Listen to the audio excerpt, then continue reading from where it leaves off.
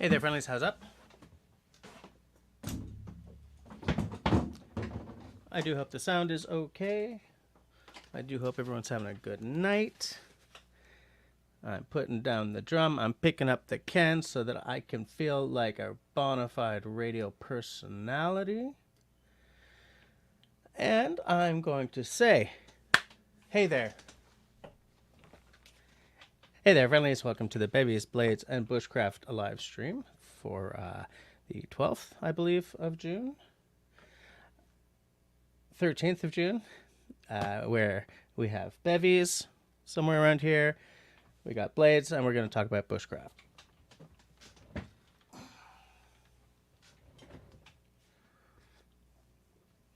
Tonight I have a cool reading for you from Paul Kirtley's book, Wilderness Axe Skills and Campcraft, which was published in 2021, so it's a nice recent book, and I like it pretty well. But before we get on with the show, I'd just like to do the housekeeping, where I say that if you're watching us, time shifted to tomorrow or next week or next year, thank you. I love knowing that your eyes are on my content way after the fact, after you can't participate live in the conversation. I love seeing the comments show up. And if at any point tonight, for those of you who are with me now, if you really love what's happening, then I invite you to hit that smiley thumb. If at any point tonight you're kind of hating what's going on, it's all right.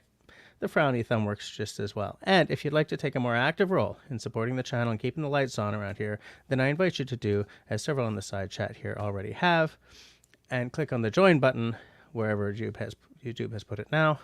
And there you will see that I have 2 levels of membership, as well as what each membership level gets you.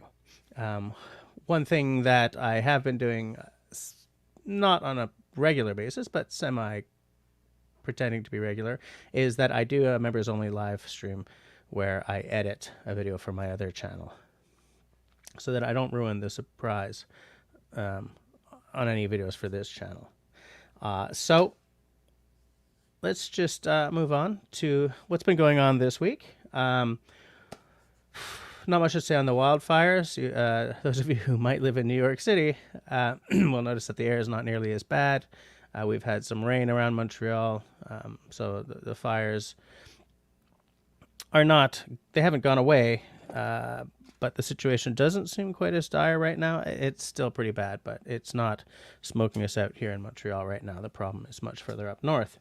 And we have an international cadre of firefighters across Canada from places like New Zealand, the United States, and South Africa. I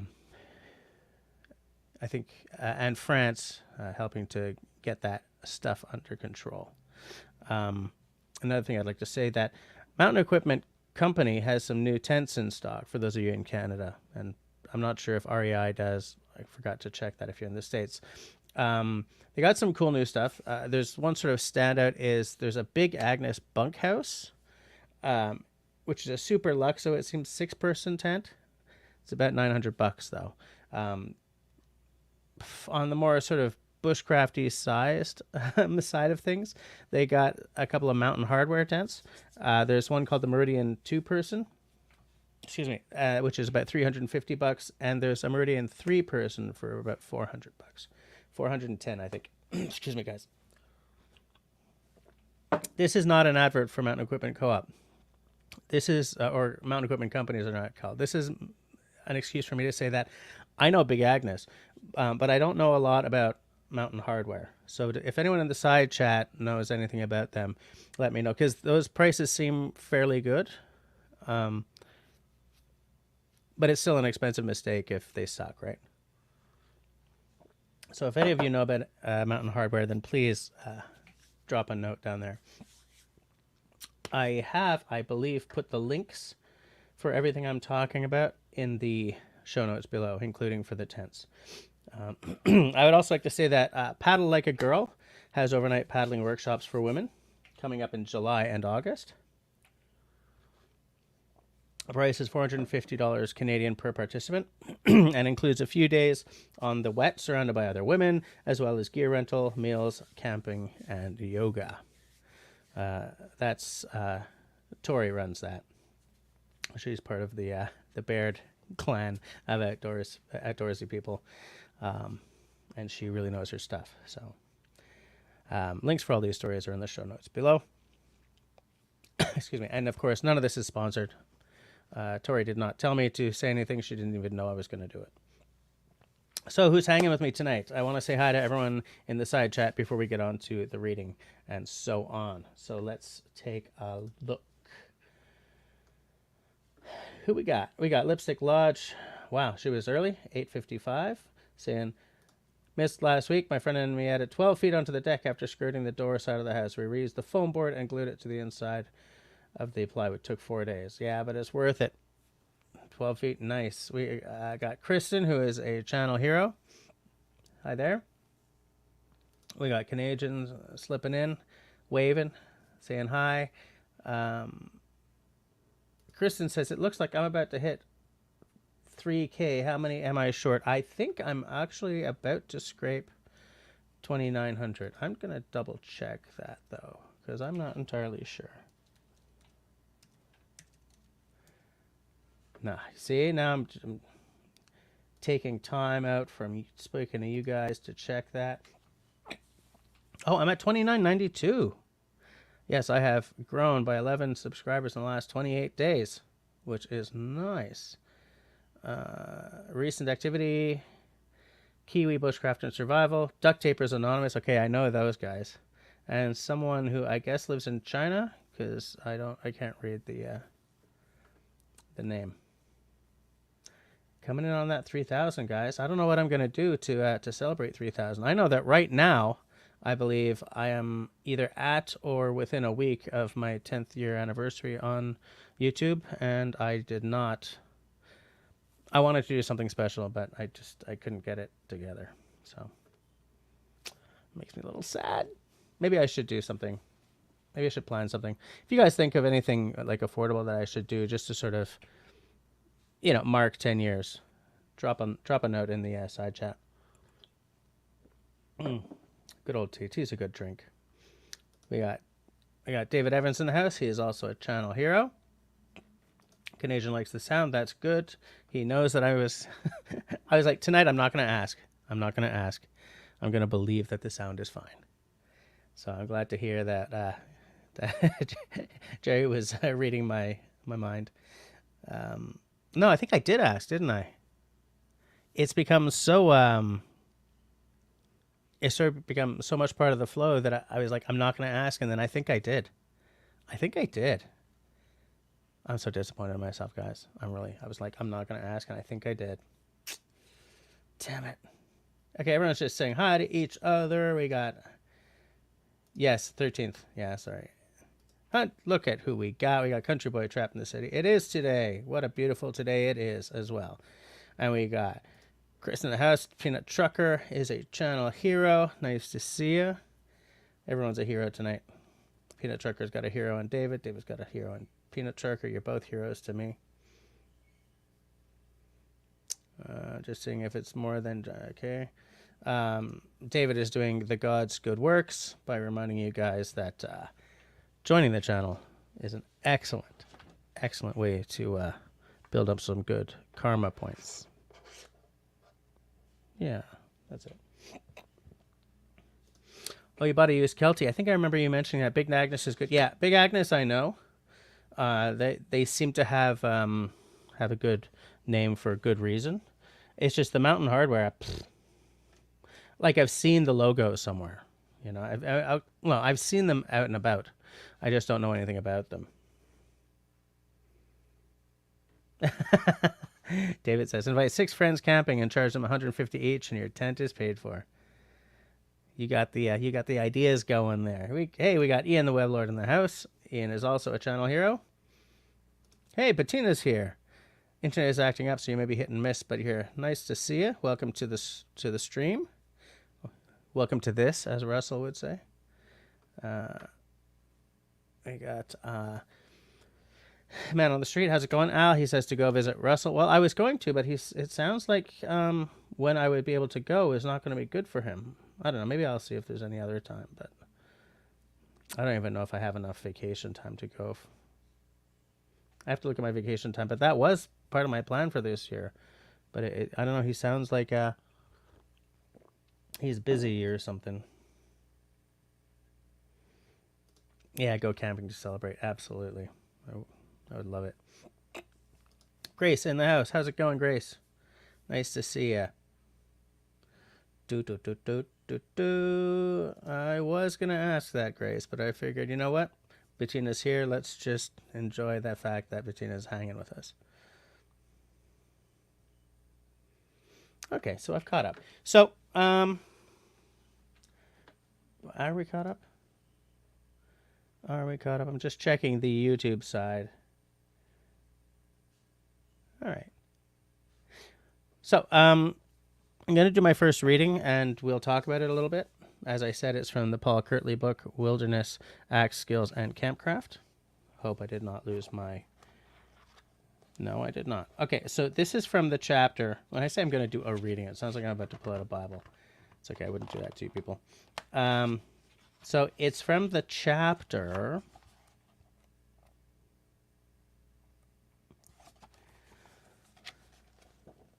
Selecting the correct tools for the job.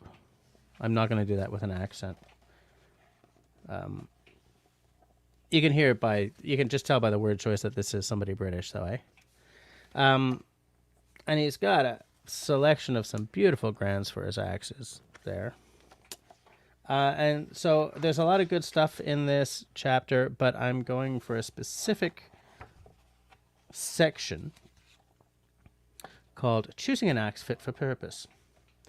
Because I feel that it sort of dovetails with something else I want to talk about tonight. Now, I'm not going to read the entire Choosing an Axe Fit for Purpose section. Like, I'll just read the beginning because that's sort of where the concept is introduced. Because then it sort of goes into, like, you know, in winter, a larger axe. If you're going to be, you know, felling, that's a different... You know, I don't want to go into the specifics right yet. All right, are you guys ready? Canadian is multitasking, listening here, and watching a hockey game. Fair enough. Oh, hey, hold on. Before I do this, I just noticed that Carol's with us. Carol is also a channel hero. Nice to see you. And also, I saw Peter Trucker's wife, Jennifer. How's it going? Nice to have you kicking around with us, kicking back with us. And now, the reading. Choosing an axe fit for purpose. Once you have an understanding of the types of axe available, the first question to ask is, what type of axe do you need? I use the word need over the word want intentionally. If you are buying your first axe, maybe a rational choice would be a general purpose half axe. This would make sense for many people. Even if you amass an axe collection, you have to make choices. For example, what if your buddy invites you on a winter camping trip? You'll be walking on snowshoes and hauling toboggans. Are you going to take your entire axe collection? You have to make a choice about which axes you're going to take with you. And it needs to be a sensible choice based on the parameters of the trip. These parameters include the weight of the axe, the function of the axe, the weight of other gear, the weight of food, packing space, your fitness level, I just thought of something, number and type of axes brought by other members of the group, and how much firewood will be needed, how many hours of daylight will be available to process the wood, and how many people are in the group. Division of labor is a real thing in the wilderness, too. When I undertake a canoe trip in Canada, I tend to take a half axe. It packs easily and does not add too much weight on the portages, yet it provides me with significant extra utility beyond a belt knife. Yes, I can baton wood with my knife, but I can split the same wood much more quickly with an axe. The axe also allows me to access firewood that a knife simply could not tackle, both in terms of splitting through the knots as well as absolute size. With the axe, I can clear off side branches quickly. If necessary, I can remove dangerous trees from near where I need to camp, and I can clear a blocked portage trail that would otherwise impede my progress. I can fashion items for my camp quickly, too. The half-axe earns its place in my pack through its function, combined with the demands and potential demands of the trip. I also see the argument for taking a three-quarter axe over half-axe on such trips, especially if you're out in the spring or early fall, when it's going to be cold, particularly at night. You need more firewood for warmth, and there are shorter daylight hours to get everything done. I tend to do my trips in Canada when it's warmer than this latter scenario. Winter camping in the boreal forest, whether it be in the north of Scandinavia, in Canada, or elsewhere, is a different matter. Even if I'm traveling and camping in very similar locations to where I might canoe trip in summer, in terms of winter journeying, a 3/4 axe is my first choice for winter trips in the boreal. This is in this great northern forest of largely pine, spruce, and birch. An axe is the most important cutting tool. Yes, a saw is more efficient for cutting across the grain, but you can do everything you need to with only an axe. I'm not saying don't carry a saw as well as an axe. I'm purely stating the hierarchy of tools as it is apparent to me. And he just sort of goes on getting more and more sort of specific with axe lengths and sizes and stuff. And I figure I want to talk about that with you guys because an axe is one of the top 3 tools of any bushcrafter's toolkit. And some people just want to have one axe, and other people are axe collectors. I'm sort of somewhere in the middle. I haven't bought an axe in a bloody long time because I don't want to end up one of those guys with 400 axes on the wall posting to Facebook like, my wife says I have a problem, ha ha ha, but I do absolutely acknowledge that you need different sizes.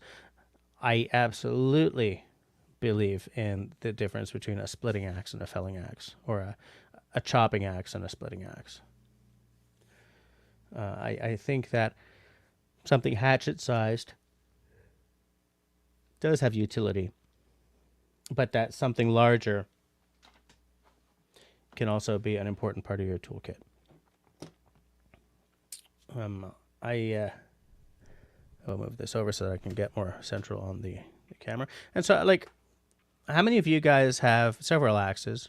Well, I mean, and I find I'm interested in hearing what you guys have to say about this, because it's not a purely bushcraft crowd here. There are some bushcrafters. There are some off-gridders, maybe a homesteader or two. And there are just like campers and hikers. There are people who just happen to live, in the country.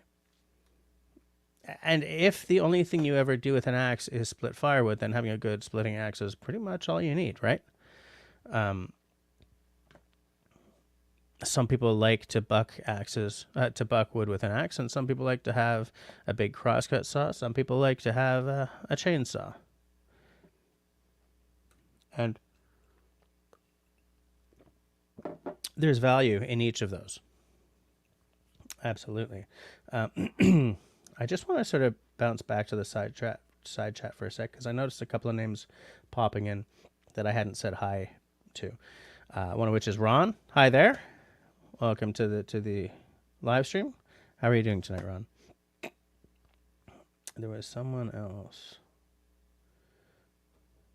Lorenzo out and about.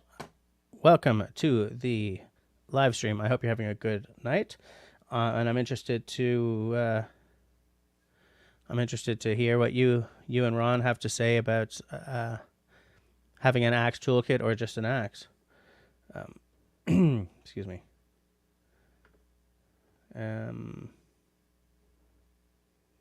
Just taking a look at there's Hike with Mike. How's it going? We're talking axes tonight, Mike.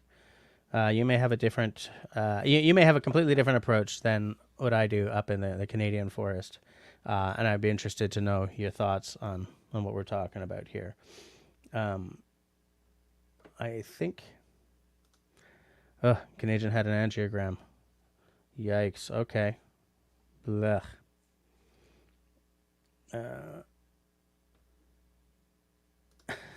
Linda had blood work done last week. They had to take me 3 times to get blood. I threatened to go home. Fair enough. Hey, there's Beto. How's it going? How are you doing tonight? Did you show up in time to pick up on the reading I just did? We're talking about choosing the right tools for the job, and I'm taking axes as sort of the index case because A, I love axes, and B, it was a chapter on picking the right axe. in this book that made me, excuse me, want to have the conversation. Oh, there's Brother Love. How's it going? Can't stay long. Okay. Well, thanks for popping in for as long as you can. So yeah, back to the conversation I want to have. Like,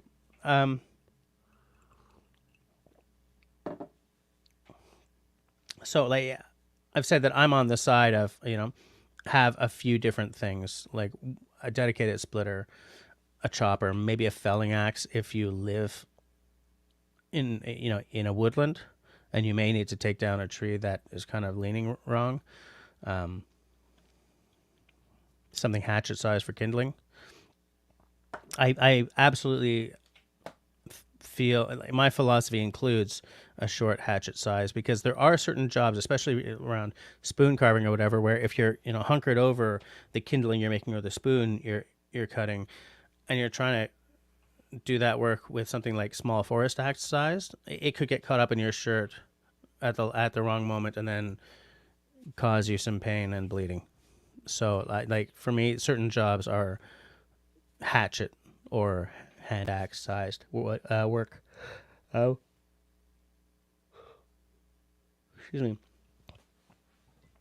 But I do feel that everyone should have a splitting axe, and very few people have a splitting axe, right? Like very few people know that there is a dedicated splitting axe head shape, and it just makes the splitting so much. Or a maul. If you're doing big rounds, a maul is unbeatable. But a maul is kind of useless once you get down to smaller pieces. Peanut Trucker says, I only have one axe for cutting the hard Florida oak for the smoker and one hatchet for tree branches. That sounds like all you really need, I think.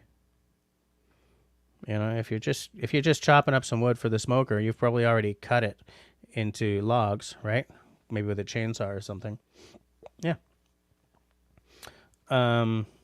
David Evans has a nice big maul. That's cool. Is it like a 6-pounder? A 4-pounder? I realized that my Canadian Tire, my Garant splitter that I told you guys about and showed you in a recent video, I called it a maul, but it's not.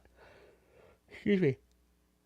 It's a large splitting axe, because a maul, by definition, has a hardened pull for pounding wedges or whatever, and that does not. Brother Love says, took me years, but I finally figured out the design philosophy of the forest axe. Longer than hatchet, shorter than feller. The length is really nice, but head design is everything. Head design is everything, absolutely. Yeah. So essentially 6.3 pounds. That's good. That's nice. Yeah, so Peanut Trucker cuts them into logs and then splits. Absolutely.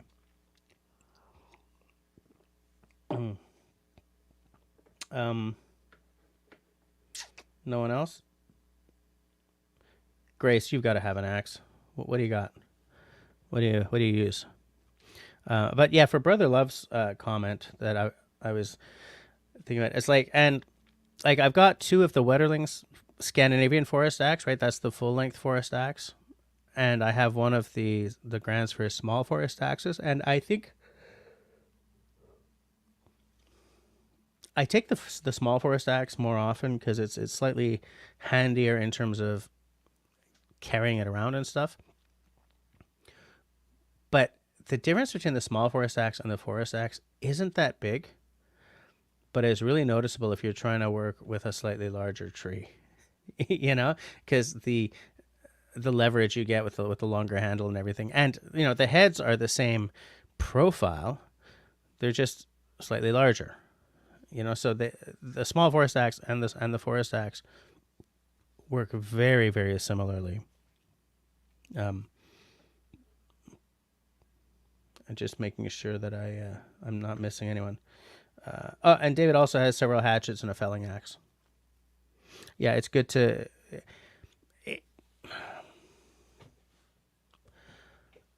I keep thinking of Nesmuk, right? He did everything with one axe, a double bit axe that was hatchet sized, and he had a big belt knife, the Nesmuk belt knife for food prep, and then he had a pocket knife for what we would consider bushcraft tasks, like maybe carving tent poles or tent pegs or whatever. And I find it. Why am I yawning already? And I find it enchanting to think of somebody going into the woods, like for weeks at a time, with just those tools, like without a bigger small forest axe or even a, look, if I was canoeing into the woods, I wouldn't bring a felling axe or a full sized, big honker. I'd bring like a boy's axe or a forest axe size.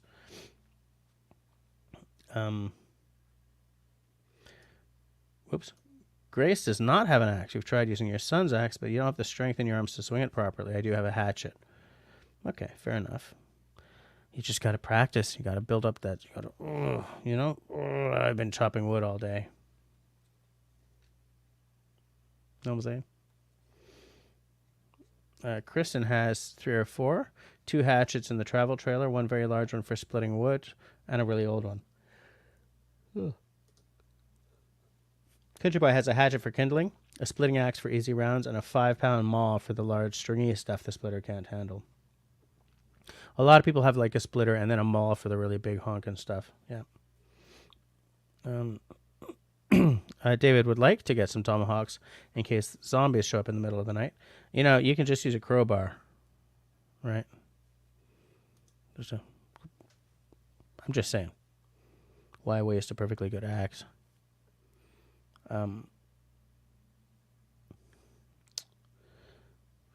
There it is. Shawnee, I saw Shawnee's comment pop up on the YouTube side, but not on the StreamYard side, so I was waiting for it so I could bring it up on the screen. We have dreams to live in the country. We love having campfires in town, so we did purchase a chainsaw and wood splitter after attempting to split wood with an axe.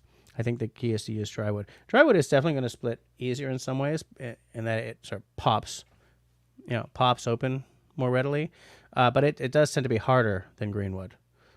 It's a good policy to split it green and then let it dry because it'll dry faster. But when you're splitting, you really need the wider splitting head if you want to do it like with as little trouble as possible. Oh, hey there. How's it going, little fish? How are we doing? Little Fish does some cool videos, you guys. You should check out her channel. It's mostly kitchen stuff. Actually did a live stream recently, which I checked out. I checked out like the last 5 minutes because I didn't know that she was live streaming. Anyways, how's it going, Marcel? Bettina says something that I am not surprised by. We have many axes of different sizes here. I almost always have a hatchet under my driver's seat.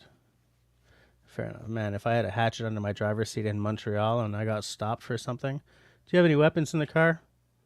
There's an axe under my chair. Sir, I'm going to need you to step out of the car. Shawnee bought a smaller axe that has a longer handle than a hatchet, but not as heavy, so I can manage for splitting logs into smaller bits for starting a fire. That might be like a small forest axe size. This yawning has to stop. Yeah, actually what here to Shawnee, Bettina saying a sharp axe makes a huge difference. Yeah, you got your axes need to be sharp for 2 reasons. One is it's more like a laser in the wood, but there's a safety issue here, guys. A sharp axe is a safe axe because it gives you more control, right? A sharp axe is not as prone to being victimized by any kind of little warp in the wood. It's not as prone to being victimized. It's not as prone to just bouncing off if you don't just hit the top of the round good enough. It's absolutely a sharp axe is definitely the way you need to go. That's right. My daughter has asked for time on Netflix, and if I don't give it to her, then a child might show up in my basement. So I have done that. Because, okay, everyone's just started saying hi to each other. Quick 10 jumping jacks. Yeah. Oh, yeah. I'm going to want to do that on camera, right? Where was I? Oh yes, a sharp axe. So yeah, being able to sharpen your axe to, I don't mean a mirror shine and like splitting hair sharpness, but being able to get it to controllable sharp should be considered like an axe craft 101 skill. You can start with a excuse me, we called it a limb. It's a steel bar with like lines on it. You know, you use for axes or for it's like a rasp. What the hell's it called in English? Do we just have to move right on? You know, it's a bar with like, you know, with rough lines on it for sharpening axes or just grinding metal. A file. Yes. So yeah, you can start with a file just to sort of get your edge right, and then if you want, you can finish off with sandpaper or stones or something. But the most important thing for a lot of people, especially if you like buy a secondhand axe or an antique and it's got a crap edge on it, start with a file. If you want to, you know, make it all pretty and stuff, you can go to stones or whatever later. Start with a file. If there's like a divot out of the edge or something, start by going, you know, straight across the edge and grinding off the edge until you get that divot out. So yeah, okay, then it sort of comes to a flat instead of a point, but then it's easier because it's one line. It's easier to then come at it with the file or whatever and then just gradually bring it to a beautiful little point. You know what I'm saying? There's a crap ton of videos on YouTube about this. Something I forgot to mention in the news segment, because I didn't write it down, is I made I think I made a short about this. The P.O. Box issue is fixed. The old P.O. Box is apparently now only good for parcels. So I've kept that address because it's free. And the new address, which I believe is in the show notes of all of my videos now, or at least in the original postcards video, that's the new address. That's for your postcards and letters and stuff. So please feel free to send me questions and stuff. And Grace was halfway through kind of a cool series of postcards that I can't wait to show you guys all of when she tells me that they've all arrived. So back to, yeah. So file off the very edge if it's got like little chunks and stuff out of it, and then work it into a point.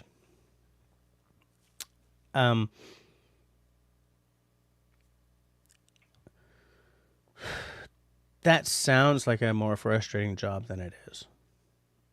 It takes time, absolutely. But after you've done it, you can say, I can put a new edge on an axe. So if I accidentally knock a rock or, you know, I miss and go into the dirt or something, I can fix that. So some of the fear that some people have when they've got like a really sharp tool and they don't want to mess it up, some of that fear disappears, you know, because then it's like all this takes is a little bit of effort. Spend an hour or two doing that and then reward yourself with a cold beer. You know, I've done some good work. Whoop! Put the axe away first, though.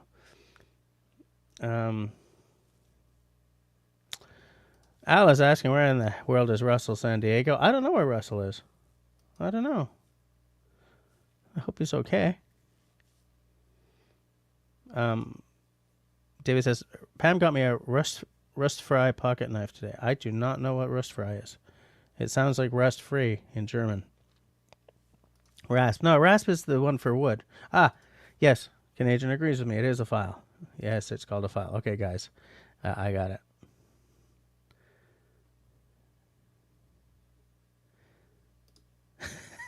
Canadian says Tepanak. That is a terrible word. Canadian says a smooth file, preferably not a bastard. But don't you need a bastard for the initial work? What time are we? 9:36. Accidentally. Nice. Brother Love says skills, go get them, and I agree with that. I absolutely agree with that. It's if you have the time, develop the skills, absolutely. Which, by the way, feeds into the next conversation I want to have. But so a couple of you have told me about your axe sort of collections or whatever. So let's segue into the next part of what I wanted to talk about tonight. Because if you look at the show notes, I said while clicking to the absolute wrong window. In the show notes, I have a question of the week. Okay, just take a look at it below the this week's reading. The question of the week is: are you an all the toys type or a one knife and encyclopedic knowledge type? And it's because I have a link to a conversation that was happening over on Bushcraft USA. Now, I don't know if all of you know what Bushcraft USA is.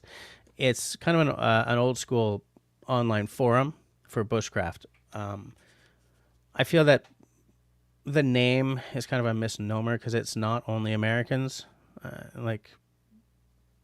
So the name doesn't really work. But there's a link here to a thread called Bushcraft Tools Top 10 Choices for Gear That You Would Take into the Woods. Okay? And it's full of really the usual things, right?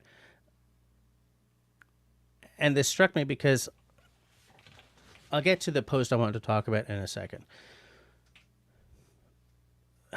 Bushcraft YouTube and Prepper YouTube, and to a certain extent, Homesteader YouTube, are full of, your most important tool is knowledge. Go into the woods with knowledge and you won't need any tools. Skills are more important than gear, blah, blah, blah. And we all have a top 5 knives or a top 10 axes or, a 20 item list of things that we absolutely need to bring in our backpacks. You know what I'm saying? Like, we talk good game, but we're all gear hounds, man. All of us. In some way, in some small way or some big way, we all love the toys. We do. And I'm just as bad as the next guy. I can think of 3 knives that I want to buy right now actively, but probably won't because they're all, the thing is, gear has become so much more expensive over the past little while. The index case for this is that Hella Tamagami knife that I am dying for. But when I first saw it, I said, man, I really want that, but it was like $186. And I thought, okay, when the money's better, I'm going to get that.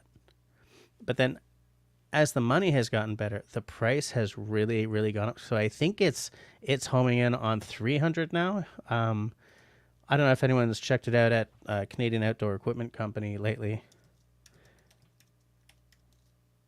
You know what? I shouldn't do this. I was going to go and check it out, but that's me looking and typing instead of talking to you guys. Except that the the page has now popped up, so I'll just take a look.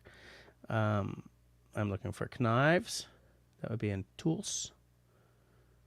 Is that going to be in tools? Hella Bushcraft and Outdoor Knives. Again, the Tamagami, yeah, $277. So like, not gonna buy that. I just can't justify it. Want it? Hell yeah. Gonna buy it? No. So like, yeah, we're like, yeah, all you need is skills, all you need is knowledge. I really want these 5 knives. Do you know what I'm saying? And so, let me find the thread again. So in the thread, okay, like so this person asks, what's the top 10 choices for gear that you would take into the woods, right? And it starts like the question is, what all do you guys think is a good list of tools to get into bushcraft, right?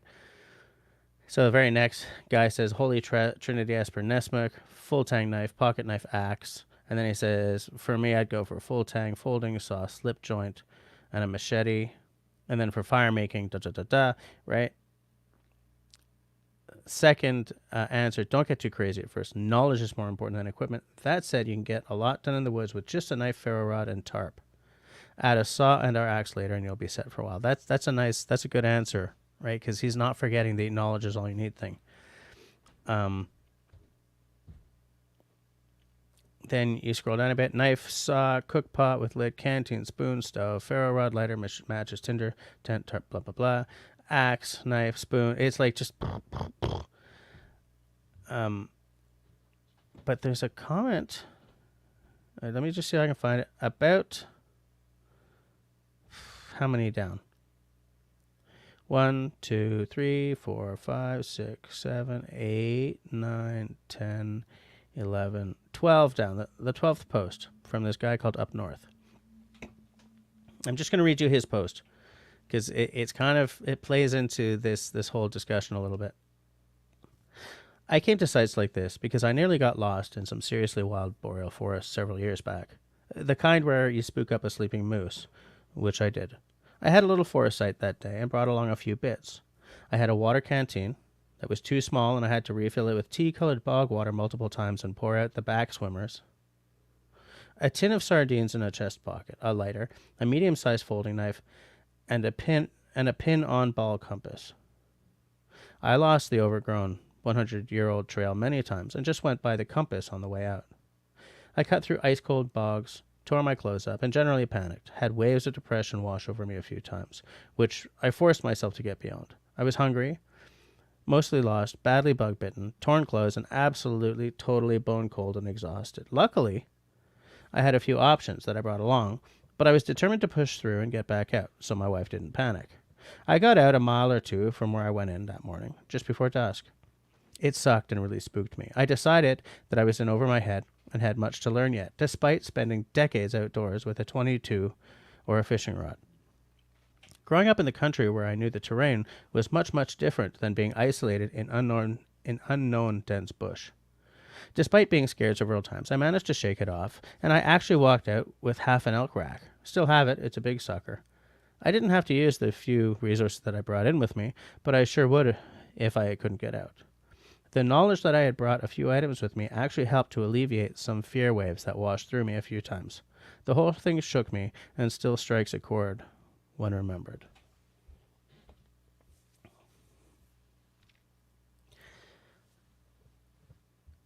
That really sticks out to me because he went into the woods with what he thought was the knowledge he needed because he'd spent his life in the outdoors. But he didn't spend his life in that kind of outdoors. He spent his life, it sounds like, as a rural kid, right?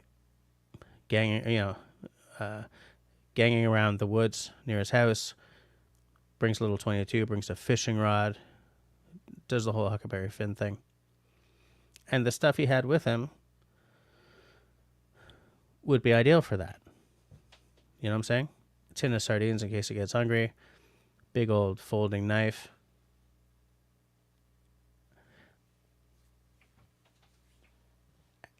That is not the kind of knowledge that will guarantee your safety out in the woods. That's also not the kind of gear list that will necessarily guarantee your safety out in the woods, you know?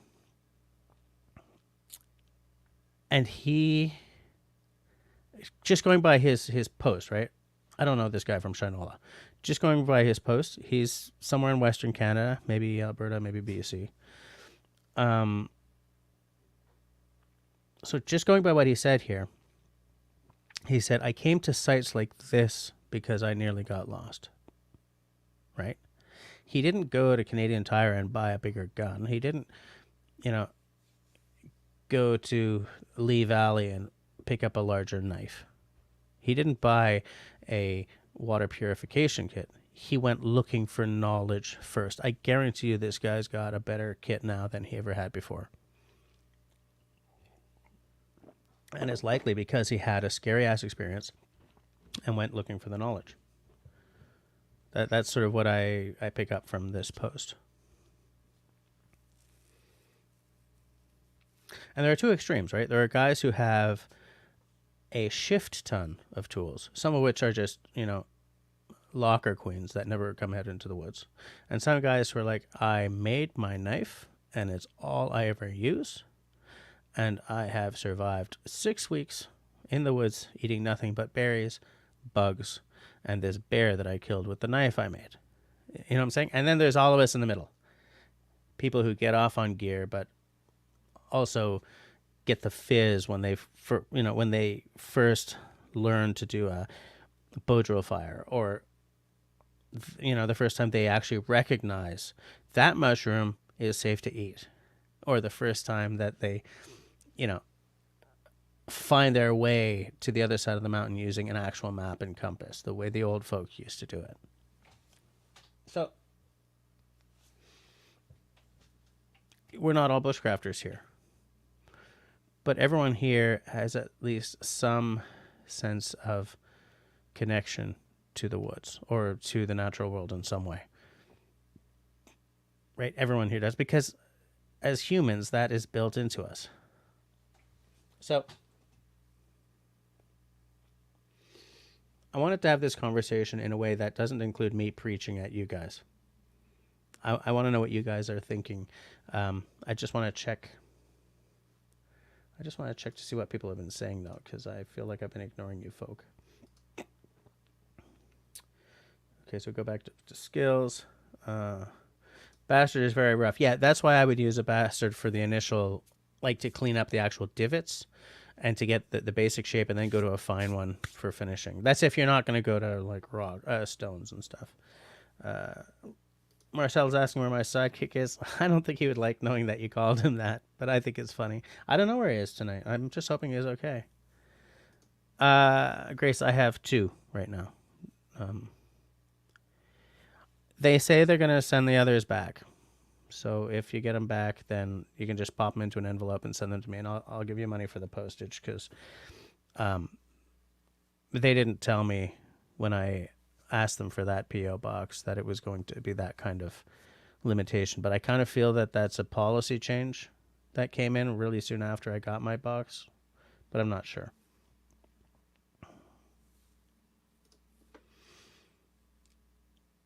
Yes, there's Bastard Smooth, Tim Tipper Extra Slim Taper. Yeah, the only 2 I've ever used are Bastard and Smooth. David, for you, number 1 is toilet paper. That's an important one, and it's amazing how often you hit the woods with someone who didn't think of that. Fine, right? Go mountain man, but know which leaves you're picking. Do you know what I'm saying?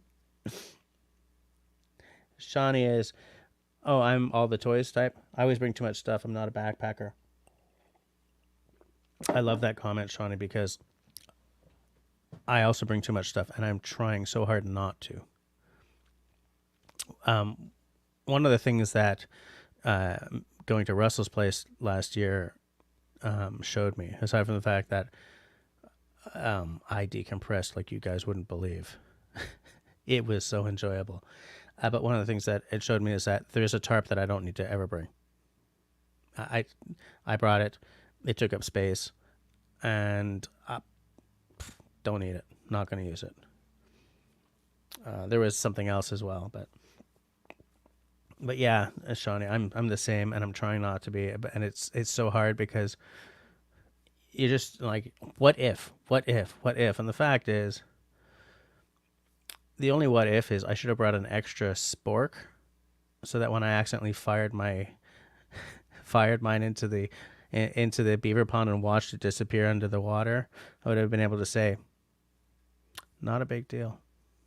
Instead, I had to carve like a faux spoon out of a stick and use that the whole weekend. Yeah, and Canadian is saying bring just what you need. Absolutely. And, you look at guys like Nessmuk, like Kephart, like, these guys brought very few, well, compared to explorers of the times, they brought very few things, right? Like I'm saying, Nessmuk, little axe, little knife, big knife, done. No, he had a lot of stuff with him. Yeah, he did. Like his medical kit was ginormous and had all kinds of things that we would not be allowed to buy these days. You know, but I keep trying to become more minimalist in my gear selection and packing. It doesn't work. Yeah, and for some that's a lot of stuff. Exactly what I'm getting at. Absolutely. Bettina is out for the next little while.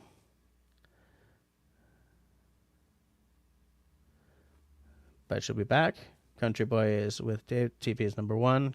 Well, I guess it's number 2. Oh, God. Okay. Hold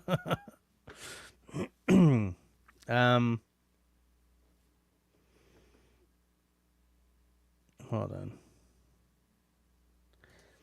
You bought a new Lugaloo lid yesterday. Yes, I saw the picture. So does that just go in a 5-gallon bucket? Is that what that does?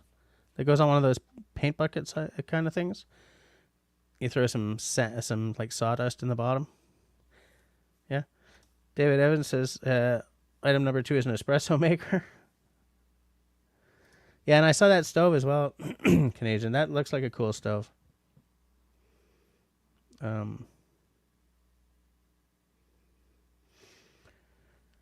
Yeah, here you go. I've seen a few hunting friends get turned around in the bush and panic. So, for how many of you would a map of the area you're going to and a compass be a must?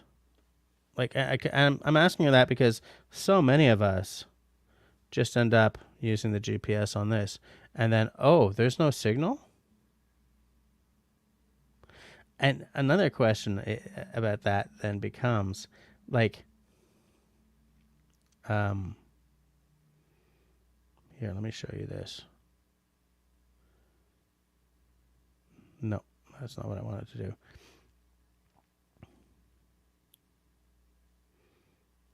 So, does this work if I don't have signal? I have no idea. Like, is it working by GPS? Is it working by, like, cell signal? I guess I could actually just turn off all my signal stuff. Okay, I currently have no signal. So is it just going by the accelerometer in the phone then?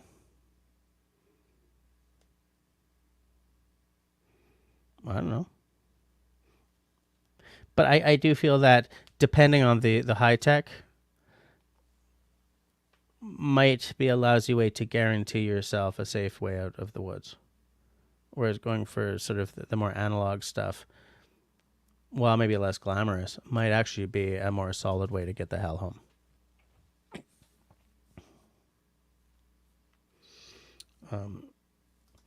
Thumbs up, please, says David. Yes, thank you for bringing that up. So, I'm just going to check what we have with us here on this evening is... Oops. I do not know. Hold on. So there's 25 people watching now and 20 thumbs ups. Okay, 21 thumbs ups. Thank you. The other 4 of you are just hurting my feelings. Just breaking my heart. She's a Blue in the house. How's it going?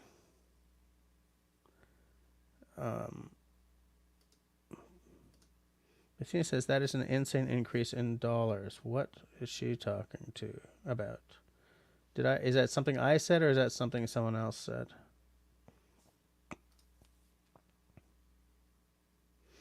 Yeah, and that's the thing, as Canadian says, yeah, everyone's going to get lost at some point.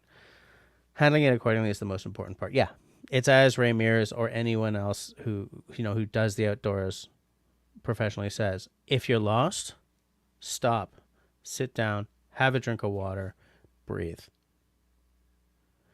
Absolutely. The drink of water has 2, maybe 3 valuable values to it. One is it's making you stop, right? Like, to do this, you stop. And very often, it's just like the microsecond you need to look around a bit and just sort of reseat yourself. Another thing is you may have gotten lost because you didn't realize you were dehydrated and you're getting a little loopy, right?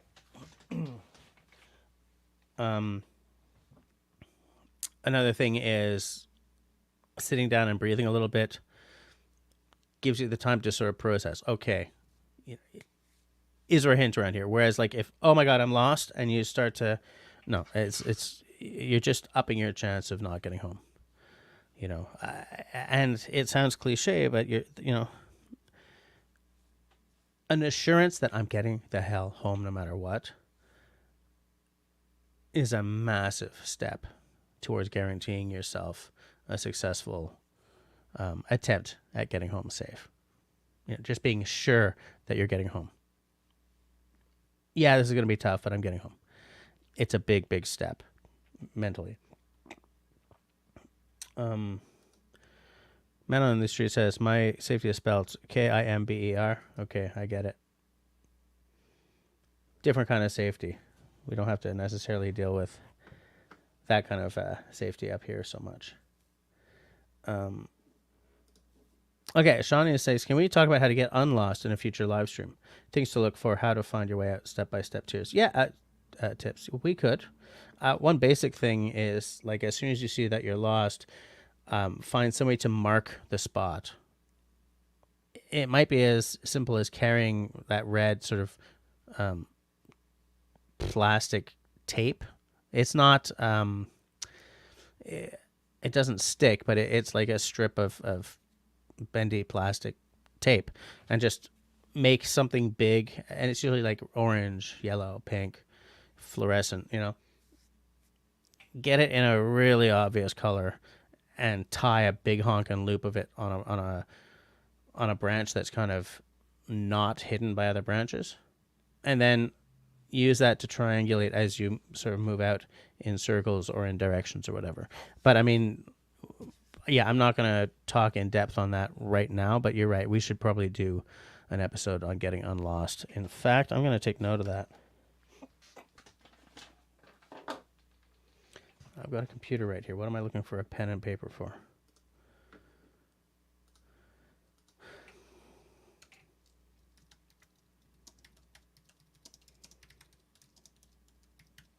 There we go. Okay. Let me scratch my eye, because why not? Minimize that. Back to the live stream.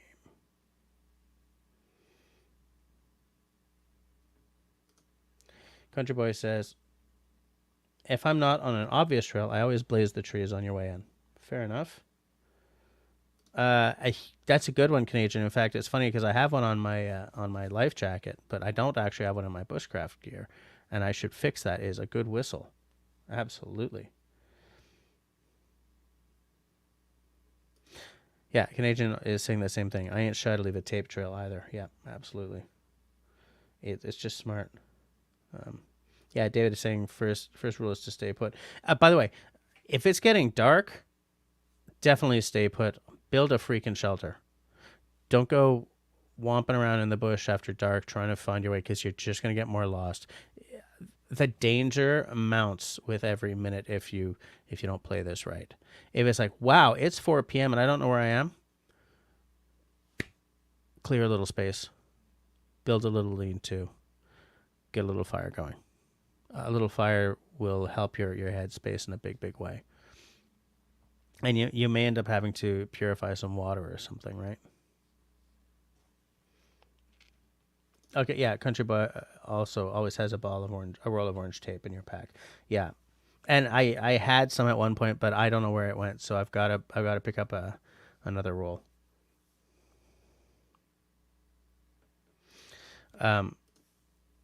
Canadian says, if you're 10 miles down a logging road and get turned around in an unfamiliar bush, you could be in trouble. Yeah, absolutely. Absolutely. But if you can find your way back to that road, that doesn't mean you're being picked up, but it means it goes somewhere. You just have to hope you're headed in the right direction,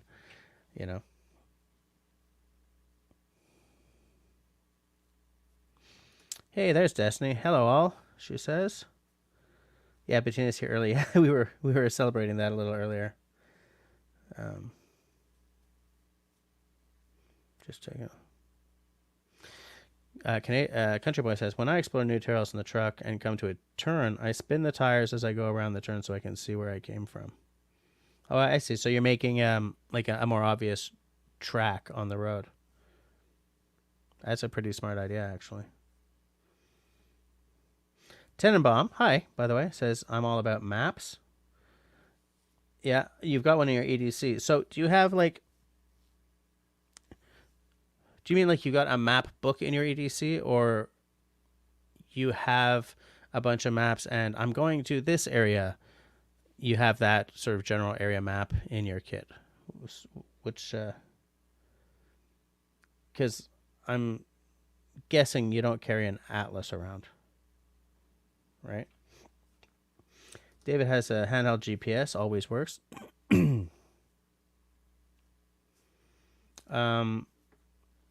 Batteries though, right? Like I think if I always used my hand, like if I had a handheld GPS and I kind of used it a lot, then no problem. But because something like that might be something I only take out once a year to go camping, or every 3 months or something, I'd be afraid of it sort of, dying on me. Well, I can always just check the batteries before I go on every trip, right? I do like the poetry of the old school map and compass, though.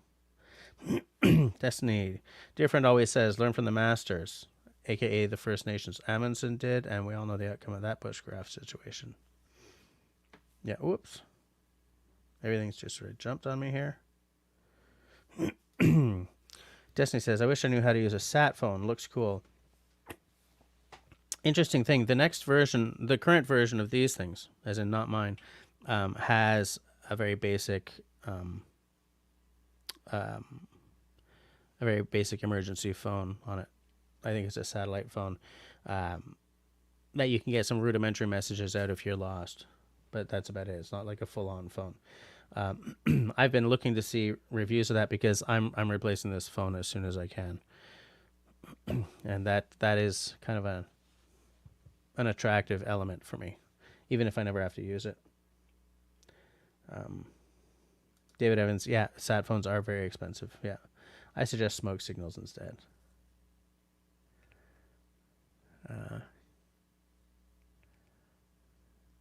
I'm just trying to catch up here, guys.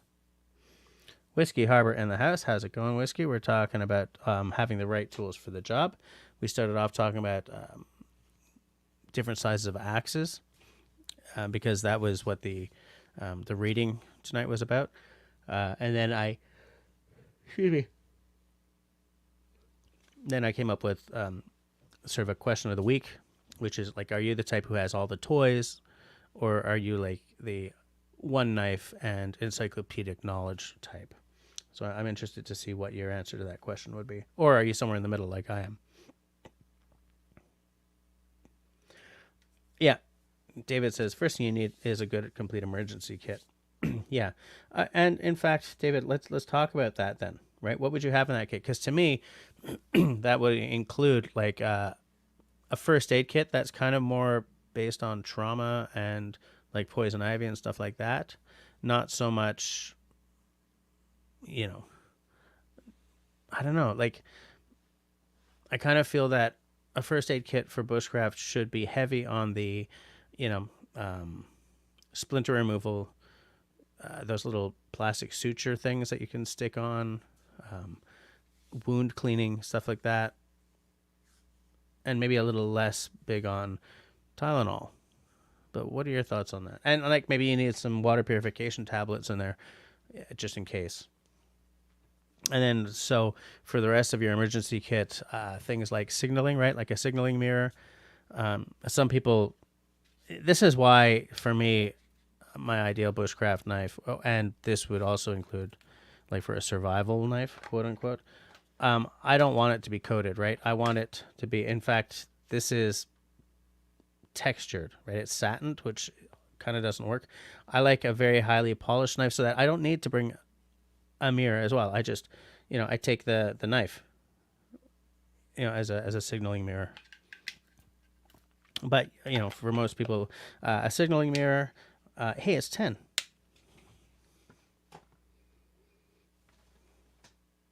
Al, are you still here? Should we celebrate you being here with with a little blue? Let me know. So signaling, water purification, first aid, maybe some really easy fire starting, right? Because if you're breaking out the emergency kit, you've transitioned from bushcraft into survival, right? I always say that survival is camping by accident, right? So you're not like enjoying the primeval skills of, you know, flint on steel. You're like, I need to get warm now. I need to signal the passing anything. I need to make sure I got water. And at some point I'm going to need food, right? So like the transition between bushcraft and survival can happen right away, or it can happen like gradually. It's like, wait, but the kit is going to be slightly different.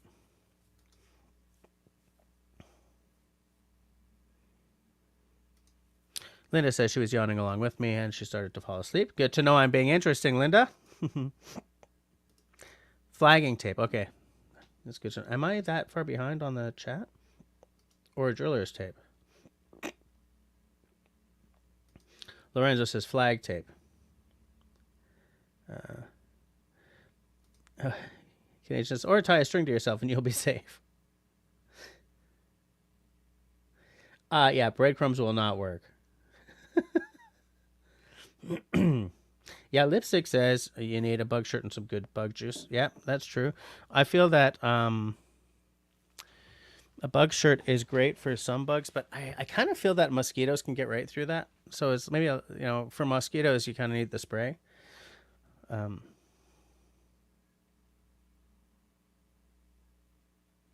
Destiny, I think you're right that you start and you do a circle and come back. I seem to remember him saying something like that. I'm going to look that up afterwards because now I'm going to start building towards an episode of about getting unlost.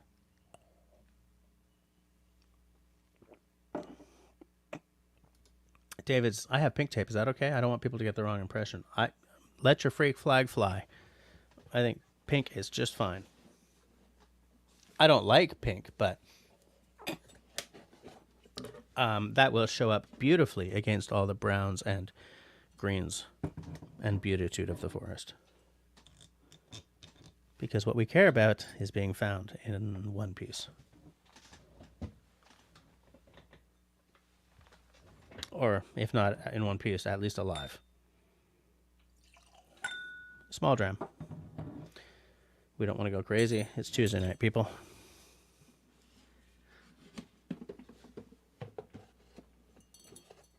Now. But yeah, I've got to get some of that tape because I don't know what happened to my roll.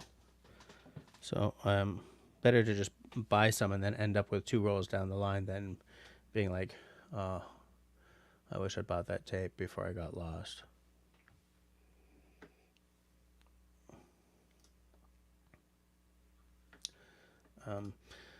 Tim House says, I have a couple of maps of the locality I live in. Oh, this running a couple of 100 kilometers. Okay. I just say kilometers. I never say kilometers. I say kilometers. That was really weird. I think it's because I saw the way Tenenbaum spelled kilometers. David says, I don't get lost. People tell me where to go. Fair enough.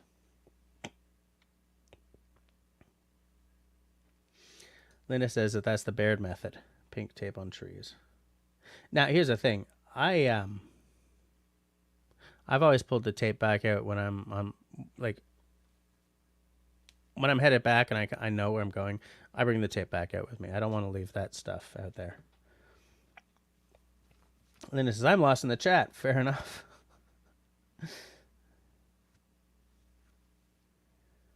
Yeah, I know. Sorry.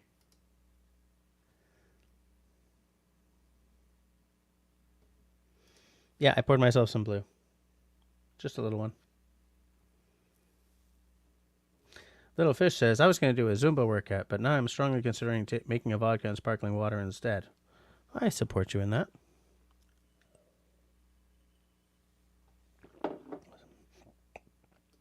Oh, yeah, David, that's true. You need an emergency blanket. You need something to keep you warm Absolutely. Hypothermia can catch up on it. I was going to say can catch up on you, but I meant sneak up on you. And it's important to know that you can get hypothermia during the warm half of the year as well, right? It's not like, oh, it's July, I don't have to worry. No, have the damn blanket just in case. You get rained on and suddenly, gosh. Ferro rod, yeah, I had sort of, to me, a ferro rod is part of my just regular fire kit. So I don't need to necessarily put one of those in the emergency kit. Now, you do need backup fire making though, because of two things. A, what I said before, but I just need to get a fire started now. And B, what if your fire kit gets dumped? It falls out of a canoe. It gets lost, whatever. You should have some sort of backup fire making in your emergency kit just in case.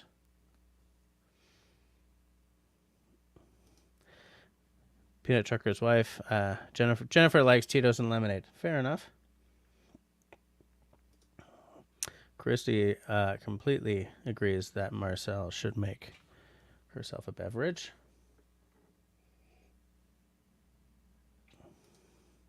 Man Street says, I'm here, but do as you see fit. Well, I figure I'll have blue in honor of you being around.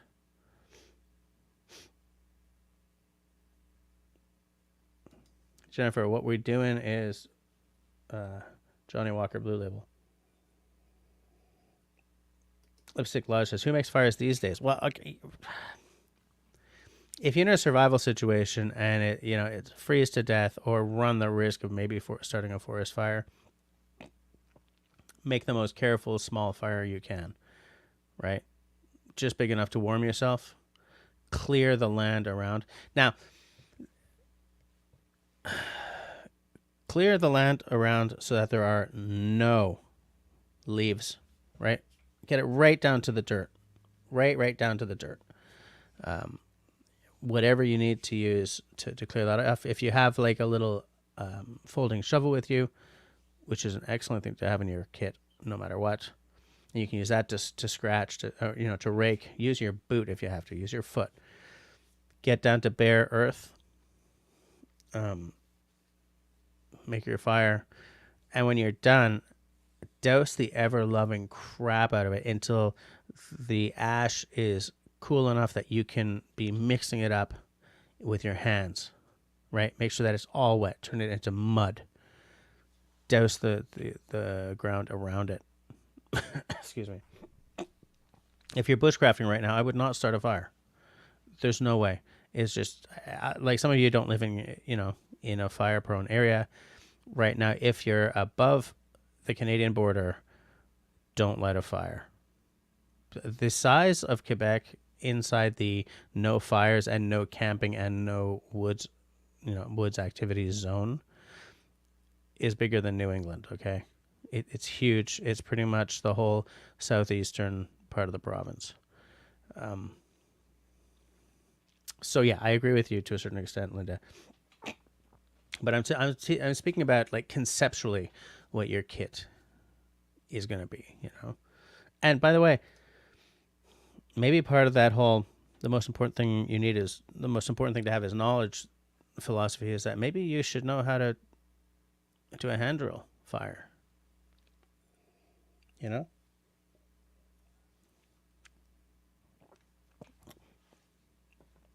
And I sure as hell don't know how to do a hand drill fire.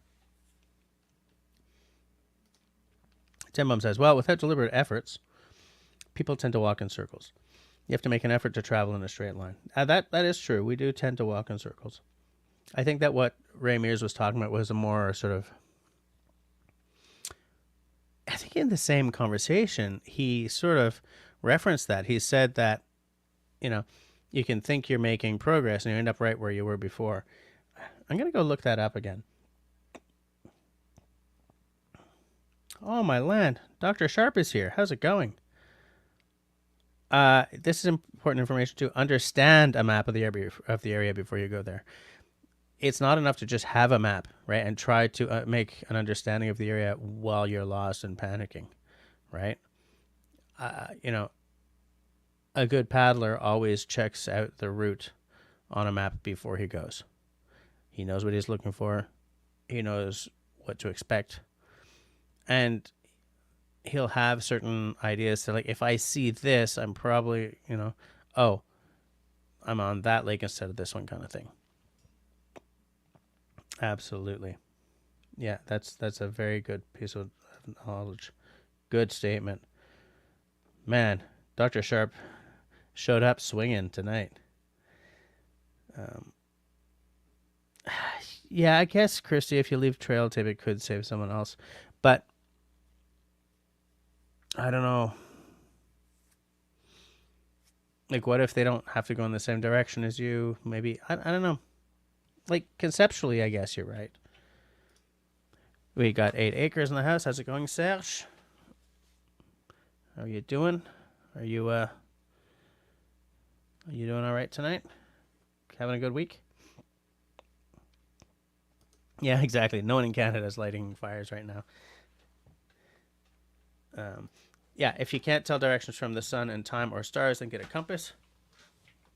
I would just get a compass because I like the idea of... I like that. I like the idea of developing that skill more than I have it, actually. I learned orienteering when I was in the Royal Canadian Air Cadets, but I really haven't done it in years.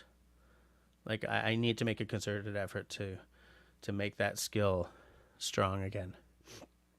Because I don't think that this stuff is like riding a bike. I think you can forget how it works. And you don't want to be, it's like, oh, I'm rusty on this, I may as well practice, is way better than, oh, I'm rusty on this, I wish I'd practiced before I got lost,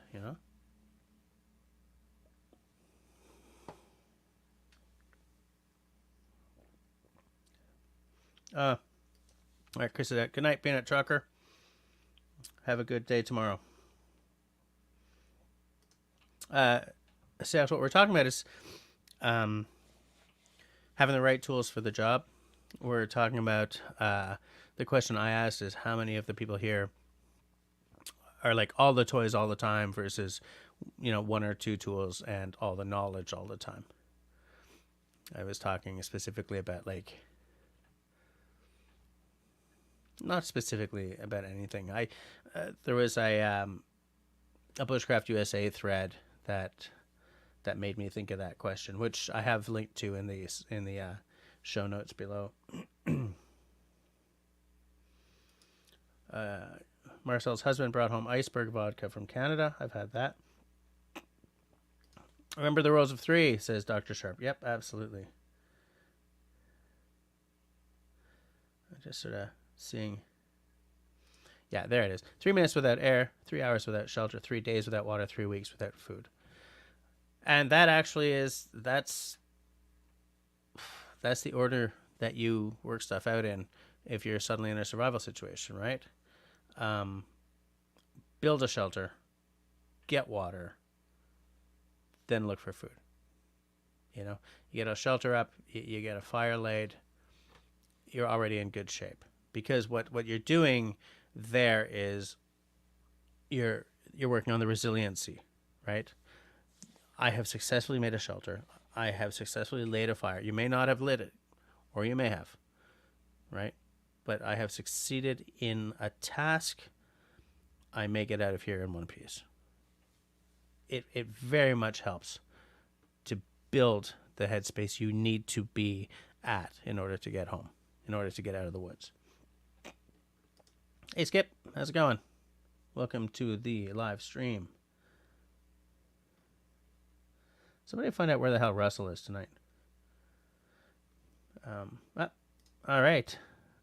Bettina's back. The chickens are away for the night. They're all getting snuggly.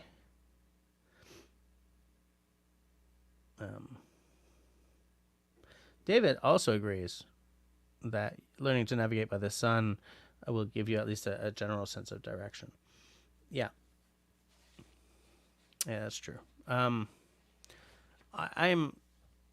basic at best navigating by the sun. I mean, I kind of know where I'm going, but I live in Montreal, okay? And that is a bigger point than it sounds like, because here's the thing. Montreal is off kilter, right? like longitude and longitude are this way, and Montreal is like this. So when like at the north end of Montreal is actually northwest, the West Island is actually southwest.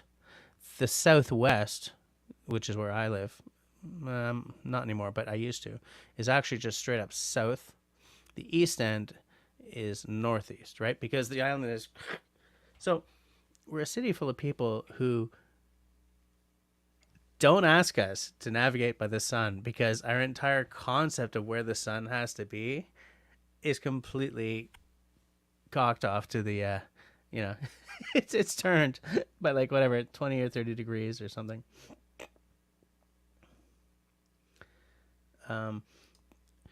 Sale said, I made a fire a few weeks ago to burn some cut branches. I relit the next day to burn more simply by unburying the coals.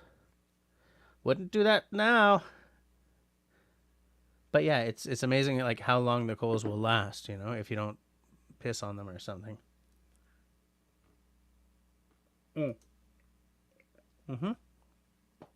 Dr. Sharp says trackers look for the white of broken branches, limbs, and trees.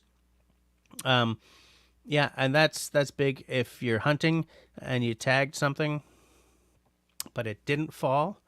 I ended up having to practice that on a couple of hunting trips. It can be very useful. Oh, you were doing some trail riding. Nice.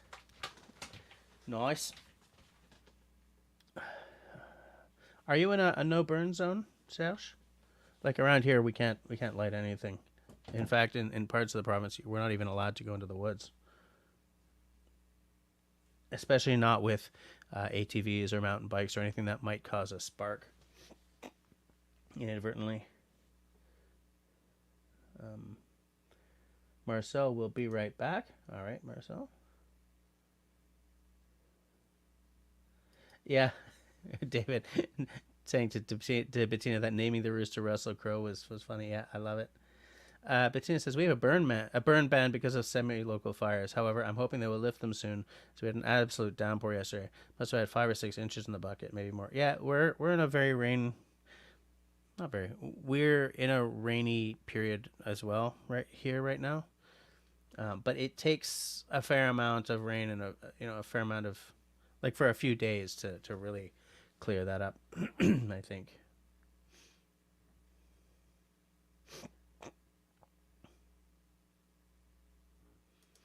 Yeah, you're right. The whole St. Lawrence River is at an angle. Yeah, so like Laval, Montreal, probably up the North Shore, the South Shore. Yeah. Dr. Sharp is asking how many square kilometers have burned up there. It's hard to say, because is Quebec down to 150 fires now or fewer? But at one point, I mean, the good news is the province of Quebec can handle up to 40 wildfires without even ticking over. The bad news is we were like above 150 fires earlier this week. Ontario, same deal, except that I was about to say their premier's name, but I think it's political if you mention the premier. Their government cut their wildfire fighting budget this year by 67%. Alberta's had trouble. BC's had trouble. It seems that the biggest area of burning is Quebec and Ontario, though. But I was going to check the numbers and everything and give you guys like an update. And I didn't have time, But yeah, Serge says no clue for the region, but I'm not letting any outdoor fires for a while. Yeah.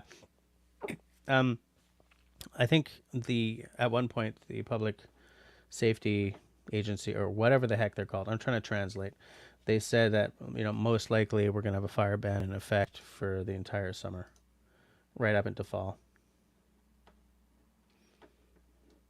I had heard that at one point. I don't know if that's going to change or not.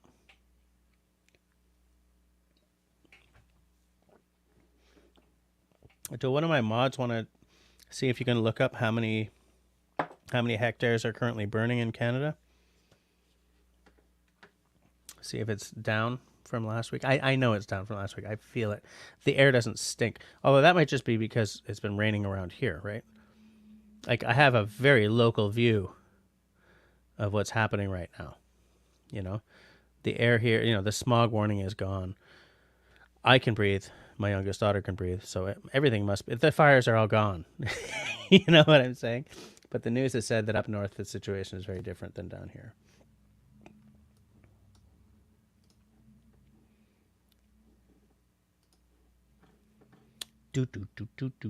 Oh, I've got Billie Jean stuck in my head now. Like, totally suddenly. Well, I know that Russell's okay because he is yipping and yapping on the Discord. So that's good.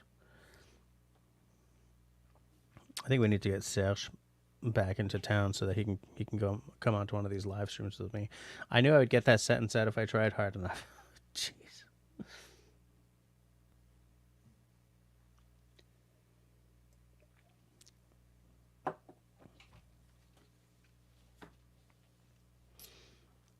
You know, an element of that question I asked about, you know, do you have all the tools or all the knowledge? Because I look at that kind of question from a bushcrafter's point of view, I wonder I wonder how different that question would be if I was a homesteader or an off-gridder rather than a bushcraft oriented human. Because if you're homesteading, not all of the tools or skills are the same, right? Some of them are, right? Every homesteader is going to have some crosscut saws, some axes, but most likely heavier on stuff like chainsaws and maybe backhoes than manual crosscut saws and like 3 or 4 different kinds of camp axe kind of thing.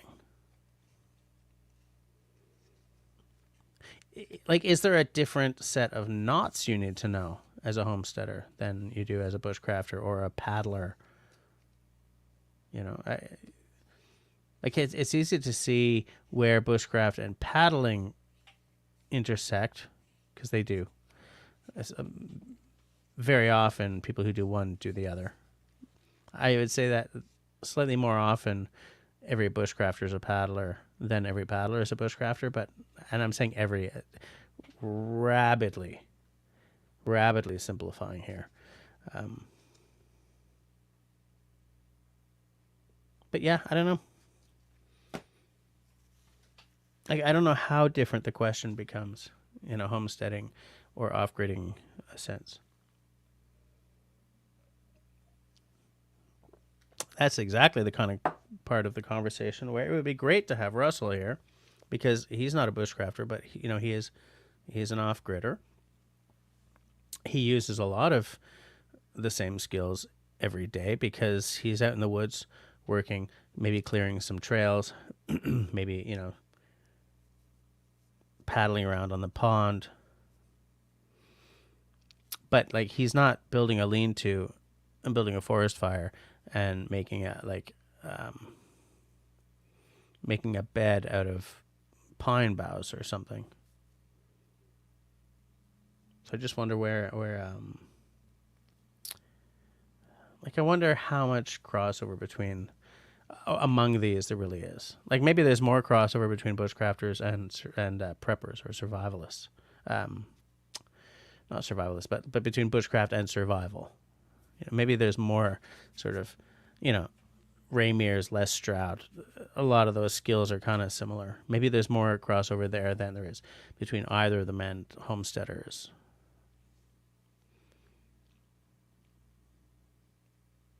And I wonder how many guys who are like survival preppers are also paddlers. Because I'm just thinking about everyone I know who's a YouTube bushcrafter, like a bushcrafter who also does YouTube, they also paddle. Not every paddler I've ever seen also does bushcraft.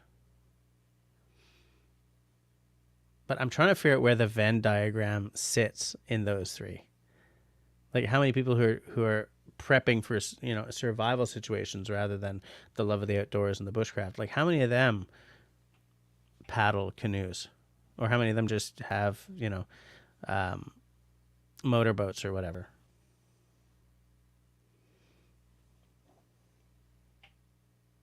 I don't know. And let's face it, you know, not everyone's either of these, right? Some people just happen to live in the country. You know, there's no law that living surrounded by trees means you have to be, you know, intersecting with the nature and doing primitive skills all the time. It's not written anywhere. Absolutely not. In fact, could you imagine how crowded it would be out there if everyone who lived on an acreage was, you know, out there hiking and building lean-tos? Hold on. Apparently in Quebec right now we're down to 110 active fires. That is good. Country Boy says overall about 4.7 million hectares of forest have been burned in Canada since the start of the 2023 fire season. Not sure how much is still on fire. 4.7 million hectares that's a lot. That's big. Dr. Sharp has friends who fly into some lakes up there for a fishing trip. I haven't asked if they're going to get canceled this year. Well, they'd be catching fish that's pre-smoked. Christy says, that is going to be crazy to see as I follow a lot of canoers, and once they can go back out again to see the damage. Yeah, around where my dad lives in the Okanagan, a lot of the mountainsides have huge fire damage scars. You know, just blackened twigs. The thing is, you know, it's part of the life cycle of a forest, especially out in the Okanagan where you got these ponderosa pines that from their bark to their cones, they're made for a fire cycle of like every 5 to 10 years kind of thing. You know, older, like mature trees can withstand forest fires. Well, they could at one point. You know, it's a lot harder because the fires burn different because of, we're not going to get into it because it's too depressing and some people think it's political, but anyway. Sal says, I know how many acres are burning in Canada. Too many. Fair enough. Okay, so that many hectares is about 18,000 square miles. Okay. Yeah, it's big. Bettina says, that is a terrifying number. We could smell the smoke here, and the air quality was horrible for quite a few days. Air quality turned for the better here a few days ago. Yeah, we've had the same. Air quality has been extremely bad here until really recently because it started raining down around here.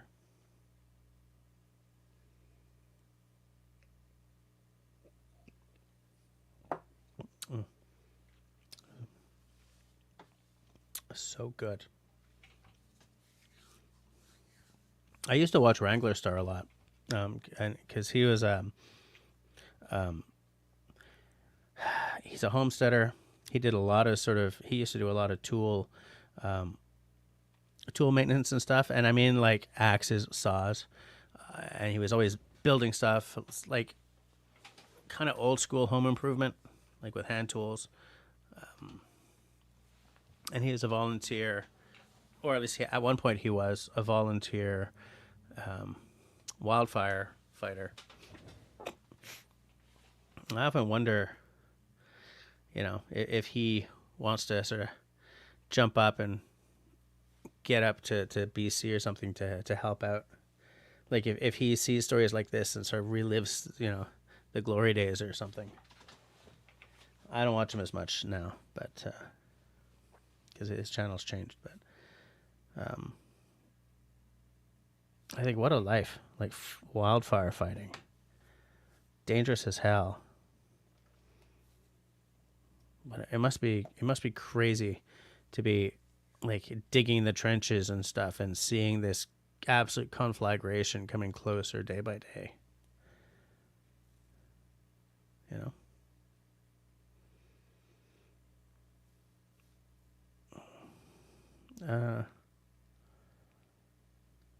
Yeah. Country Boy says that in the West Coast it's normal, but to see the rest of the country burning is awful. Yeah, there's, um, BC has big fires all the time. Alberta sort of seems to have big fires all the time. Ontario and Quebec always have wildfires every year, but like the big stories are always sort of further out west. I think we're just going to have to get used to the country burning every year from now on. And we're just going to have to live with it, and see if we can fix things somehow. Marcel's back. Welcome back.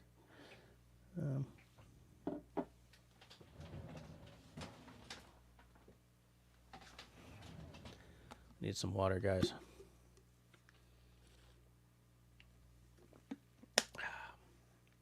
So good.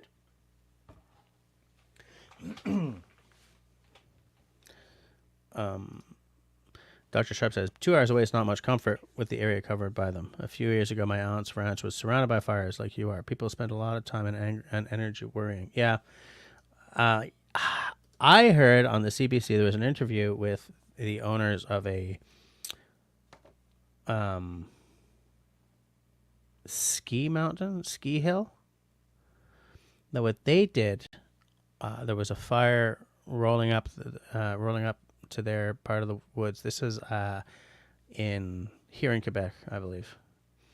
And what they did was they turned on the snow machines, because in the middle of summer the snow machines aren't creating snow. I mean, they're still doing what they're supposed to do, but what that did was it was just blanketing the area with this powder that is, of course, just water crystals, right? So it just sort of soaked the entire area and kept the fires away for long enough that, eventually they were no longer in danger as a fire sort of burnt its way past or whatever. But what a work of genius, thinking, okay, what are we going to do? Hey, why don't we just turn on this epic water sprinkler system we got? And I guess it was just, I don't know if they moved the sprinklers or the snow machines, or if they were just lucky that the fire was coming up the side of the mountain with the slopes on. I have no idea. But I remember thinking during the interview that these guys pulled off a most unexpected win there.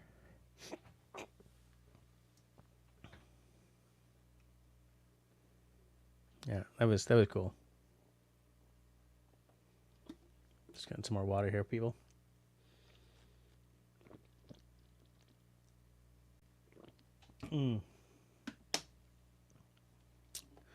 Good for the soul. Good for the soul. Good for the forest. Little water bombers. Yeah.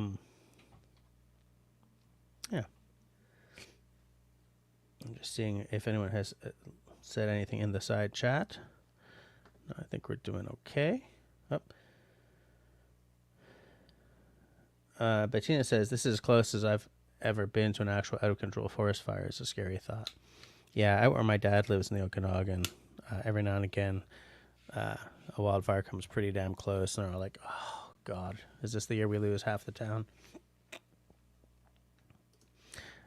Country Boy says, when I was a young man living in Kamloops, I was on a fire crew. We were the crew with water tanks strapped to our backs, putting out hot spots.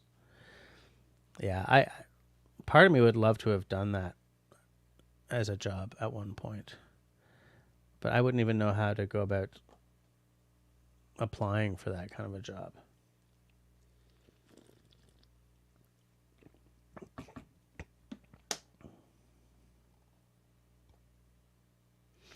Oh, Bettina says, it doesn't help that our area has acres and acres of downed and damaged trees from last year's derecho. Is it called a derecho? Whatever. But yeah, all those dead trees dried out after a year or so of lying around. Yeah, it's bad news. Also, when your forests are so heavy on things like firs, pines, spruces, like it's essentially a forest full of fat wood, right? Boom. Oh, damn it. David says, I got some brie and a nice piece of crusty bread. Why you gotta be hating like that? I can't go get cheese. I don't have a guest on tonight.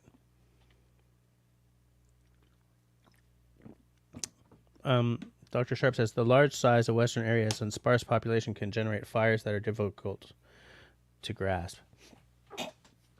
Yeah, absolutely. And it's funny, you can do, well, historically, you could do controlled burns, right? Alberta has occasionally done a controlled burn of their sort of the boreal as a way of keeping the pine beetle at bay. And I think maybe the ash borer as well. I'm not sure about that, but I know, to keep the pine beetle at bay, because they have so far enjoyed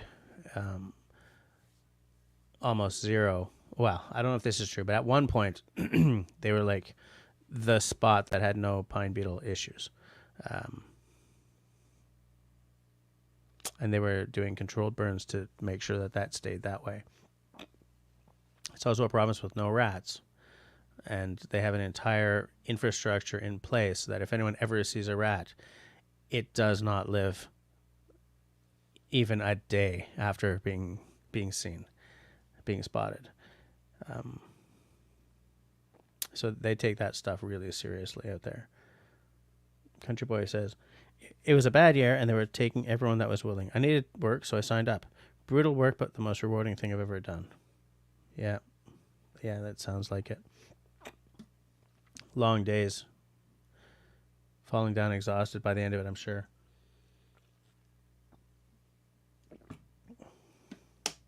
Yeah, I'd like to try it. Well, I'd like to try it. Makes it sound like it's a flavor of popcorn I've never tried. But it's just, I wish I could say that I did something like that.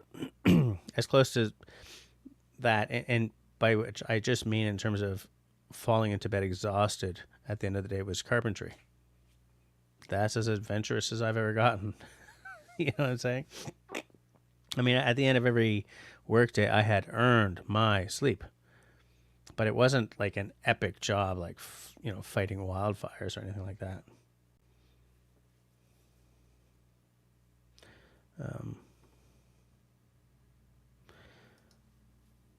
Country Boy said, we were in after the fire was under control, but flare-ups still happened, and that was scary. Yeah. Christy says, that was dangerous work. I'm sure you heard the hot shots here in Arizona that died in Yarranell. It was like 7 of them. But, the thing is, it is dangerous work, and every now and again, every few fires, some of these people die. What a way to go, though. I don't want to go on, in a fire. Yikes. David says, when we lived in Marathon, a fire came within a few kilometers of the town. We were on evacuation notice. Yeah.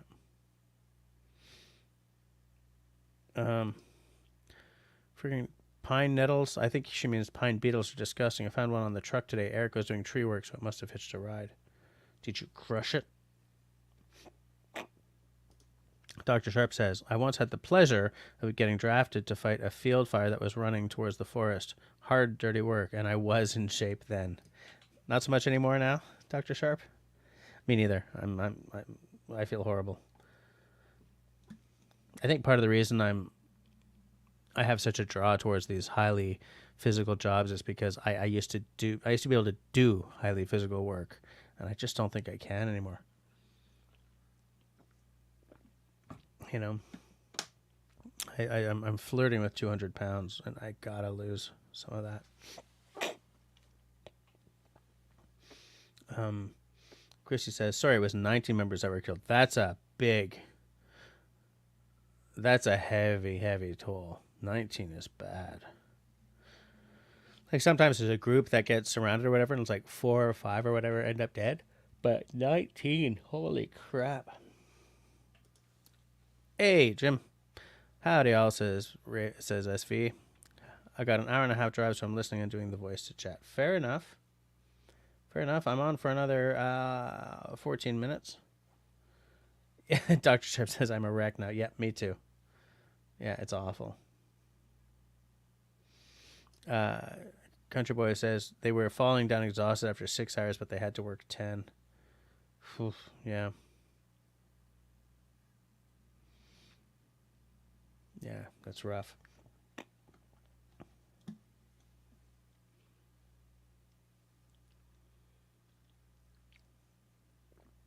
That's rough, but it's important work, though. You know, it's the kind of work where, thank the gods that someone's doing this. Otherwise, who knows how long these fires would go before they just burnt themselves out. I mean, it's not like they're going to burn down the whole boreal, but, the number of hectares that go up might be much, much worse, much, much bigger. The air quality might, the smog warnings and the apocalyptic look of the cities, and the smell, and the asthma problems, and all that stuff. If there weren't people out there in the woods right now digging and hoping to hell that they don't die and just trying to stop these fires, like,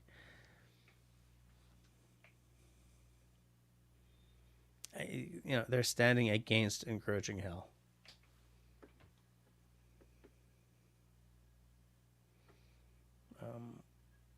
Oh yeah, Petunia says not pine nettles, pine beetles. That's what I thought. Oh, but then Country Boy says we never thought of the danger. It was an adrenaline rush, and we were young and stupid. Fair enough. Dr. Sharp asks, "What is a pine beetle?" A pine beetle is a bastard. They're just destroying our pine forests. It's a small beetle of Asian extraction that is here due to climate change, because the winters are no longer cold and long enough to kill them all off from one year to another. So, like, they used to be an absolute non-existent problem here, because every winter they were knocked back to irrelevance. But now our winters are too mild, they're too short, and their little eggs survive to the next year. And so they're exploding, and the pine trees are disappearing.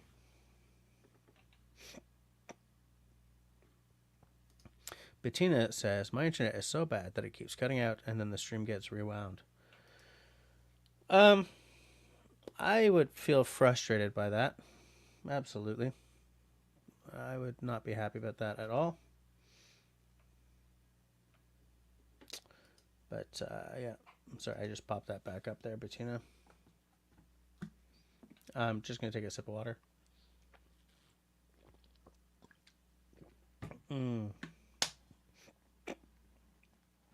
There we go. I think a lot about guys who, I'm a bit unisex term for people who live in places like Russell, or where David lives, or where Linda lives, and how these people are probably watching the fires and hoping for the best. Don't come south, because Russell is not up, in the far north or anything. But, like, I wonder, there are people who, lose houses in these conflagrations, and that must be a horrible experience, because not only is a house gone, but, like, all your photographs, all your memories, a house that you may have thought your kids were going to get when you're gone, and then the off-grid guys like Russell or Sean James, these places that they built. Can you imagine watching something that you built from nothing go up in smoke? So I worry about these guys, Hold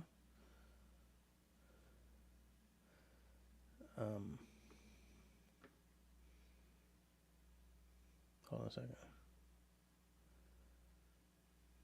Hold on. Dr. Sharp asks, we're getting armadillos at my location now. Now, I don't quite remember where you are, but I remember you sort of giving me a general geographical location at one point, and it didn't seem like armadillo area at all. Rave SV is saying, years ago we had the emerald ash borer, and all of our ash trees are now dead. Yeah, you got that too. in the city of Montreal, after having lost like half of our ash trees, they're now treating trees with something. I don't know what that is, but every now and again you see an ash tree with like a strip around it, like a strip of plastic or something. I say, this tree has been treated against the emerald ash borer, except it says it in French, of course.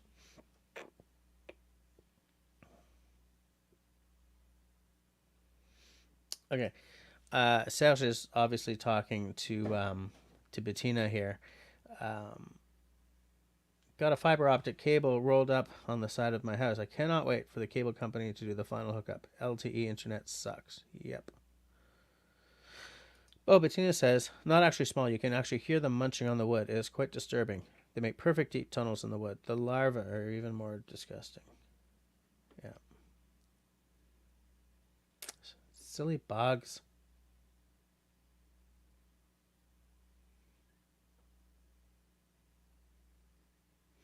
Bettina says, armadillos are cute. I never thought they'd be found in Illinois. Yeah, that's for sure. Absolutely.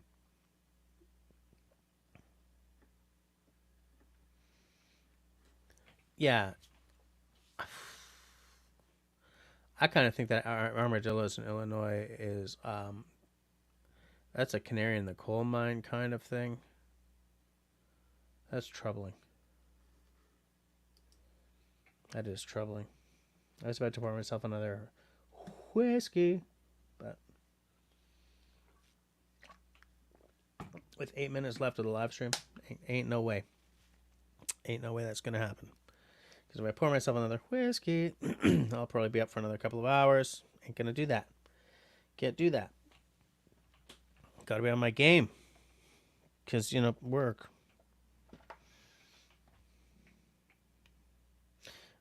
Marcel says, I see armadillos daily here in Texas. Well, yeah, but I could expect armadillos in Texas.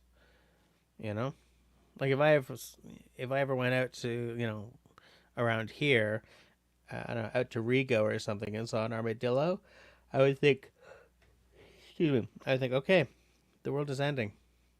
It's over. It's done, Right.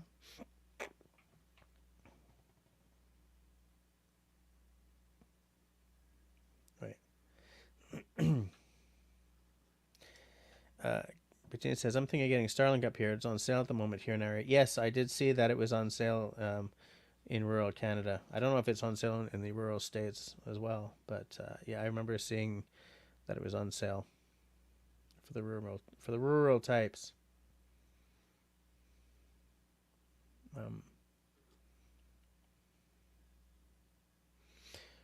Dr. Sharp says to Kristen, yes, considering in any cardinal direction, it is 20 miles to the nearest Walmart.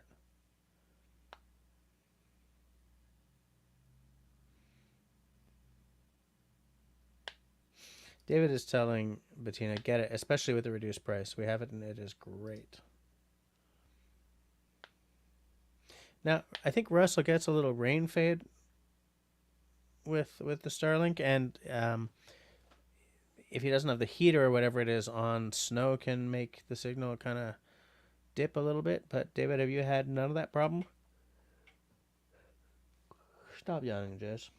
There's another 5 minutes, and then I can yawn.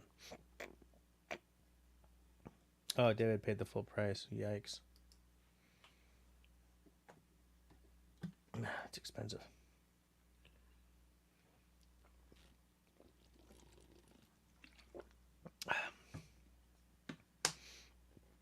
There you go.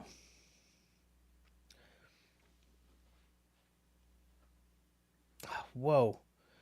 Bettina, it's $1.99? They must be afraid of something. Like maybe there's something coming around the pipe from a competitor or something, because that is a big freaking discount.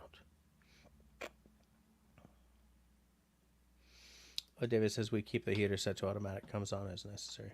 Fair enough. You guys are, excuse me.